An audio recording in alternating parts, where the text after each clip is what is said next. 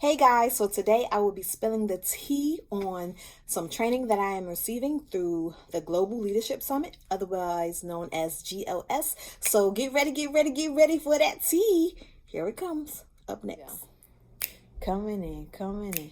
Who got the tea? We got the tea. Get ready for the tea with me and Ree. Who got the tea? Get ready for the tea. Get ready for the tea with me and Ree. But today it's just me.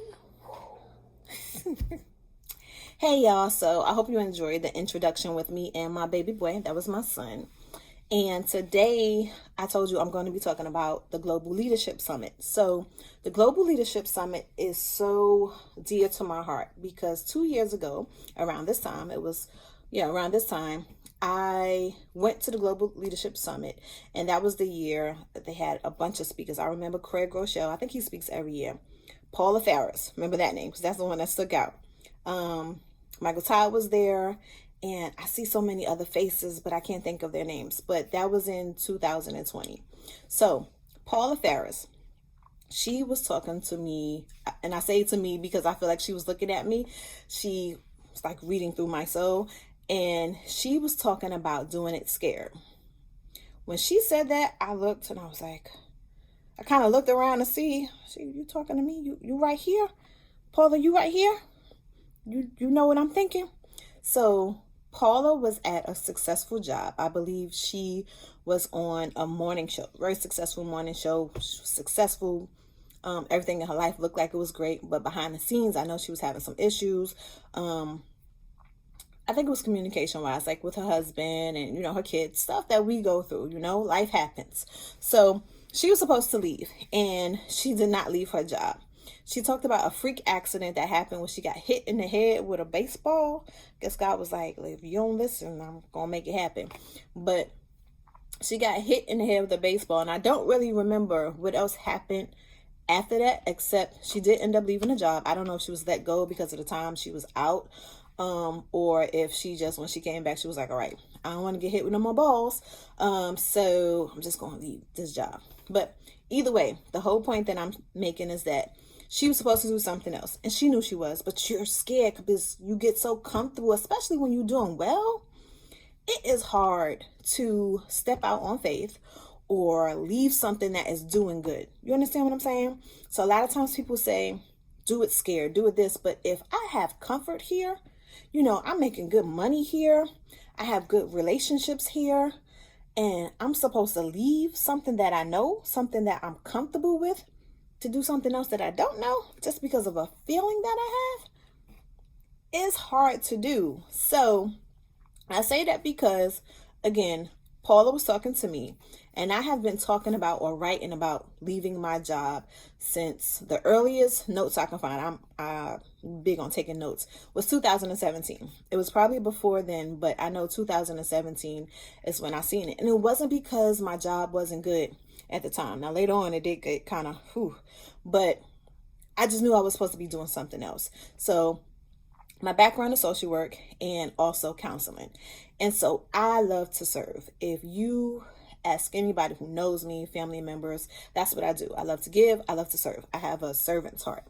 So in that field of social work and counseling, at least when I was in there, you don't make too much money. So as a college graduate, who had a lot of student loans, I didn't know how I was going to pay that off with this kind of job, and I needed to make more money. So I ended up in another field where I did make more money. So I've been there for over, at that time, before I quit, I was there for almost 9 years.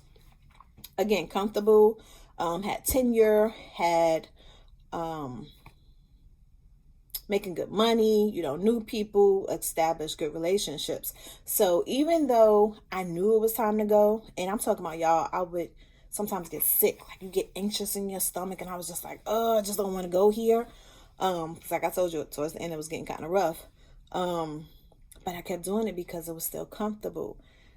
That day, Paula Ferris talked to me that week before. So that week of August 4th through 5th, the days are like the 3rd, 4th, and 5th, but it's only 2 days. So it was between those days. And That morning I was going to work, that Wednesday, August 19th, 2020, I was listening to His and Her Money podcast, and they had a guest on there. And guess what they were talking about, y'all? Doing it scared. What in the world? I was in the car freaking out like, oh my gosh, God. And I remember, and I had tears in my eyes, and I was like, but God, I'm scared to do it scared. I'm scared to do it scared. So I went to work, and when I tell you, I feel like everything was just going left that day. It wasn't going the way it was supposed to go. I didn't have a smooth day. And I was there, doing it myself. My boss was at a conference or something. He wasn't on site. And I even think my right hand, I don't know if she was on site or if she was off that week. But it was, it was me. It was a day where I controlled it for the most part. I could say I'm going to do paperwork, or I controlled it. And everything just went haywire for me emotionally. I broke down crying because still didn't want to do it scared. But it was time to go. I made that phone call to my husband, and I was like, babe, I can't do it no more. He was like, baby, come on home. I got you. Come on. So I talked to the powers be, which was HR. Also talked to a couple of my co-workers that I was close with. And I remember we prayed, we talked, and I felt free. I felt free when I made that phone call to my husband, because still in this together, we're a partnership. But when I was able to know that I could walk away, I was relief. And the thing about that, this is the crazy thing. 2 months before, no, it was in June. Yeah, 2 months before, I had made that decision again. And I talked to the powers that be. And, they was like, are you sure? And I was like, yeah. But then I thought about it, and I was like, no. So they were like, well, just don't say anything. When you make a decision, come back. So I was like, no, I'm going to stay, and blah, blah, blah, blah. So I had already decided that I was going to leave. But 2 months later, I was still there and still not doing it scared. So I had the opportunity to leave. I did not. And then 2 months later, God was like, okay, you need some more help. So that's when I believe Paula Ferris was talking to me from the Global Leadership Summit, His and Her Money Show with Ty and, I want to say Tylette, but that might not be right. But I know Ty is in there. His and Her Money Show, the guests that they had on there, Do It Scared. Everything was consistent. Do It Scared. And I did it, y'all. And I'm not going to say this road from almost 2 years ago to now was easy, because it wasn't. I had good days. I had bad days. I had days when I was just like, what am I doing with my life? But what I will tell you, and this is my honest truth, I wouldn't trade it.